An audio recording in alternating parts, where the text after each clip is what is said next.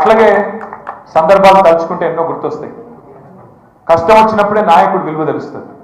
ఏదైనా కష్టకాలం వచ్చినప్పుడే నాయకత్వ పటిమ, నాయకత్వం విలువ, నాయకత్వ లక్షణాలు తెలుస్తాయి. కరోనా వచ్చింది. కరోనా వస్తే మీకు యాదుకుండాలి, క్రికెట్ మ్యాచ్కి ఎంతమంది అయితే టీవీలో ముంగట కూర్చుంటారో కేసీఆర్ ప్రెస్ మీట్కి అట్లా కూర్చుంటారు మొత్తం టీవీలో ముంగట. సార్ ఎప్పుడు మాట్లాడతాడు, ఏం చెప్తాడు, వినాలే, ధైర్యం వస్తుంది సార్ మాట వింటే.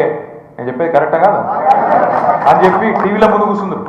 ఇంట్లో పెద్దవాళ్ళు, చిన్నపిల్లలు, మనోళ్ళే కాదు, ఆంధ్ర రాష్ట్రంలో కూడా చాలా మంది ఫ్రెండ్స్ చెప్తుండే, ఆంధ్రప్రదేశ్లో కూడా కేసీఆర్ గారి మాట వినాలి, ఏం చెప్తాడో చూడాలి. ఎందుకు చెప్తున్నా కరోనా కాలం గురించి అంటే, కరోనా అప్పుడే మాకు కూడా ఒక విషయం తెలిసింది. కరోనా అప్పుడే లెక్కలు తీస్తున్నాం. ఎందుకంటే నాకు గుర్తున్నారు, మున్సిపల్ మంత్రి మేము నాకేమనిపించిందంటే కరోనా వచ్చినప్పుడు రాష్ట్రం అంతానేమో ఎక్కడో అక్కడ ఇళ్ళల్లో ఉంటున్నారు, పారిపోతున్నారు, లేదా మా ఊరికి వెళ్ళిపోతాం, ఇక్కడ మాకు చిన్న చిన్న అరలలో ఉండస్తలేదు, ఒకళ్ళకి అంటుతుంది, పోతామని చెప్పి ఎక్కడో అక్కడ వెళ్ళిపోతాం. ఇక హైదరాబాద్లో మీకు తెలుసు పెద్ద పెద్ద బిల్డింగ్లు, ఆకాశాన్ని అంటే బిల్డింగ్లు, ఇక్కడ పడే రోడ్లు, ఇట్లా పనిచేసే కార్మికులు ఉంటారు.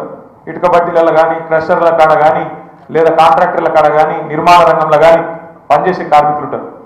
రాష్ట్రం అంతానేమో ఎక్కడో అక్కడ మేము రైలు ఎక్కిపోతాం, బస్సు ఎక్కిపోతాం, నడుచుకుంటూ పోతాం అవసరమైతే, కానీ ఇక్కడ మాత్రం ఉండమని చెప్పి అందరూ పారిపోయే పరిస్థితి.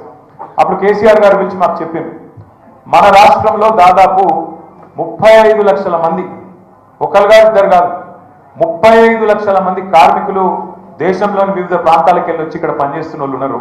ఇప్పుడు మీరు ఏదైనా నిర్మాణ రంగం సైట్ కట్టుకోండి, ఏదైనా బిల్డింగ్ కట్టి కట్టుకోండి, ఆడ చెక్క కొట్టేటోళ్ళు, కార్పెంటర్ పని చేసేటోళ్ళు, ప్లంబింగ్ చేసేటోళ్ళు, సెంటరింగ్ చేసేటోళ్ళు, ఆడ మిగతా పనులు చేసేటోళ్ళు దాదాపు 80-90% మంది బయట ఉన్నారు.